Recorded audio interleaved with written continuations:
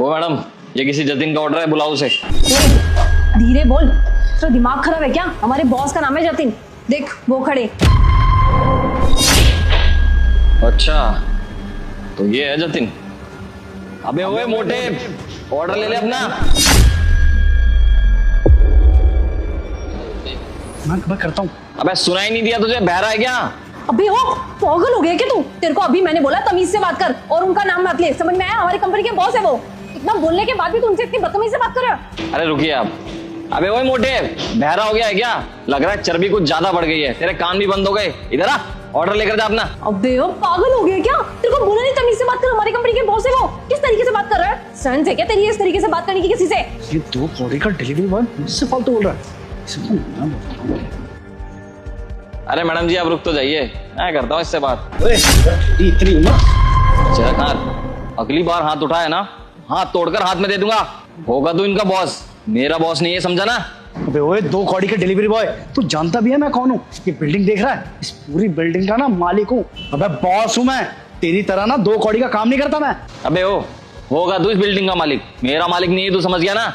और वैसे भी मेहनत करके कमाता हूँ, मेहनत करके ही खाता हूँ, तो तेरी सुनूंगा नहीं मैं फालतू। अबे तो मुझे दोष क्यों दिखा रहा है? मेरे लिए काम करता है क्या तू? और तेरे को एक बात बता दूं, तेरे जैसे ना 2 कौड़ी के आदमी मेरे अंडर में काम करते हैं, वो भी बहुत सारे। हाँ, बोल तो सही रहा है, बहुत लोग काम करते होंगे तेरे अंडर में, तभी तो तेरी चर्बी इतनी ज्यादा बढ़ गई है। अरे मेहनत कर, मेहनत। हमारी तरह धूप में जब बाहर निकल के काम करेगा ना, तो सारी चर्बी गल जाएगी, ककड़ी हो जाएगा ककड़ी। और तुझे क्या पता कि मेहनत की रोटी कैसी होती है?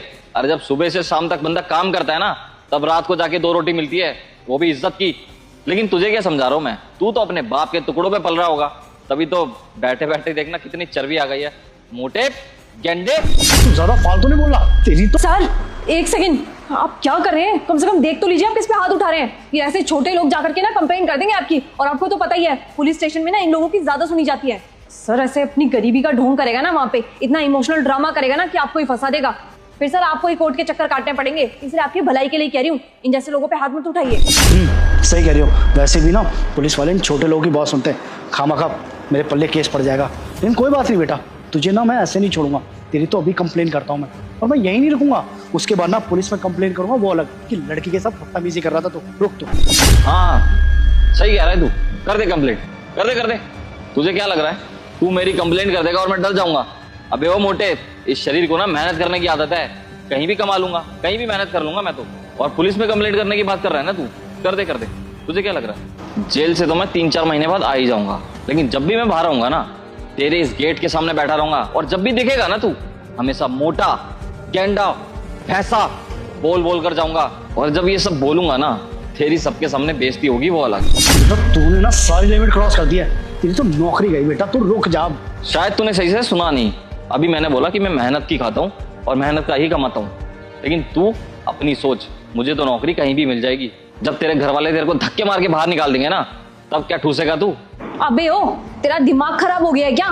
सर पे चढ़ा जा रहा है। अगर सर तेरे को कुछ भी नहीं कह रहे, तो इसका मतलब ये तू फायदा उठाएगा उस चीज का।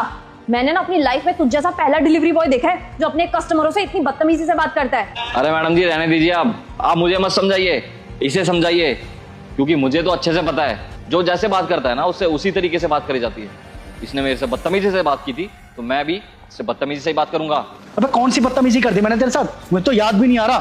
हाँ भाई देख, कितने लोग देख रहे हैं यहाँ पे। तेरी तो इज्जत नहीं होगी ना यहाँ पर, लेकिन मेरी बहुत इज्जत है। अबे सारे के सारे आते जाते लोग देख रहे हैं, पता नहीं कब से क्या बोला जा रहा है मुझे। अच्छा, तो तेरे को याद नहीं है कि थोड़ी देर पहले तूने मुझसे क्या बोला था? अभी याद दिलाता हूँ। अरे सर, ये किसी जतिन का ऑर्डर है। अबे पागल हो गया क्या? दिखाई नहीं दे रहा? फोन पे बात कर रहा हूँ।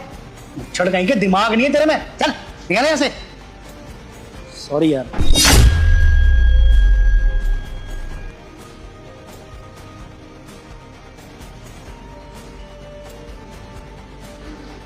इतनी देर से बिजी जा रहा है यार फोन, पता नहीं यार किसका ऑर्डर है।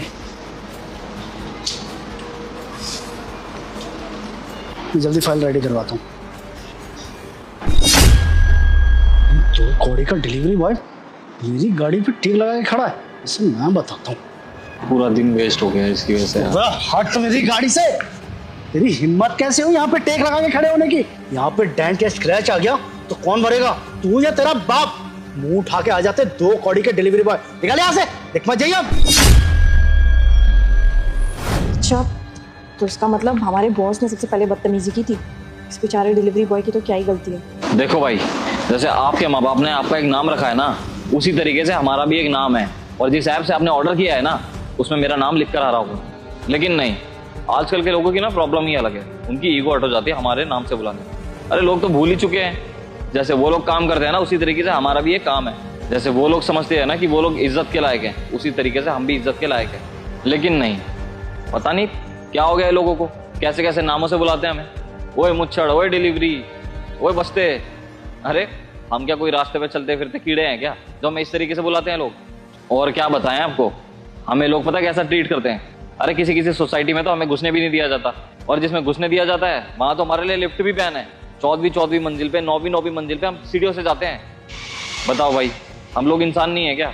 हमें धूप बारिश आंधी तूफान कुछ नहीं लगता? अरे मौसम चाहे कोई भी हो, हम आपका खाना आप तक सुरक्षित पहुंचाते हैं। लेकिन बदले में क्या मांगते हैं? सिर्फ इज्जत। अरे आप लोग इज्जत से बात भी नहीं कर सकते क्या हमसे?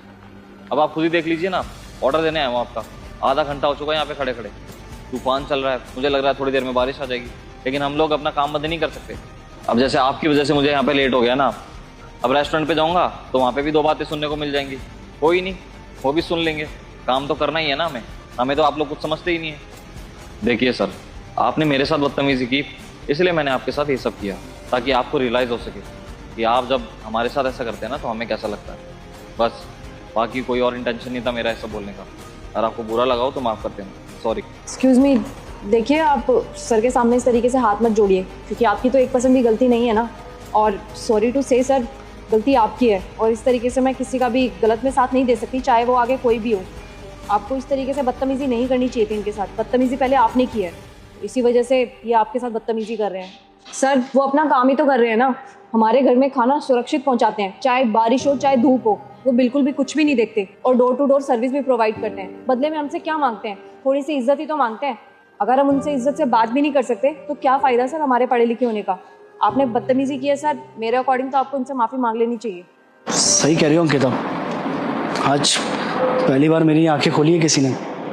मैं यहाँ का बॉस तो हूँ, लेकिन एक अच्छा इंसान नहीं।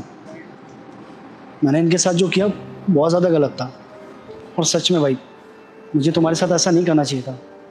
बॉस होने के नाते कहीं ना कहीं मेरी ये रिस्पॉन्सिबिलिटी बनती है कि इससे पहले मैं एक अच्छा इंसान बनूँ, और अच्छा इंसान जब भी बनूंगा जब मैं लोगों की इज्जत करना सीख जाऊँ। मैं तो इज्जत करना जानता ही नहीं हूँ, बस हमेशा सबकी बेइज्जती करता आया हूँ। लेकिन आपको शायद ये बात नहीं पता, आप जैसे जितने लोग यहाँ पर आते हैं ना, मैं उन्हें अपने से छोटा समझता हूँ और उनकी बेइज्जती करता हूँ।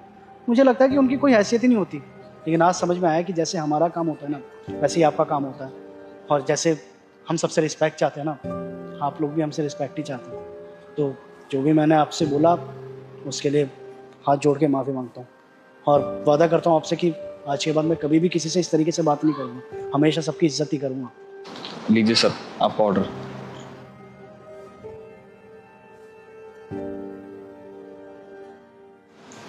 Thank you sir. Thank you ma'am. Have a good day. चलता हूँ।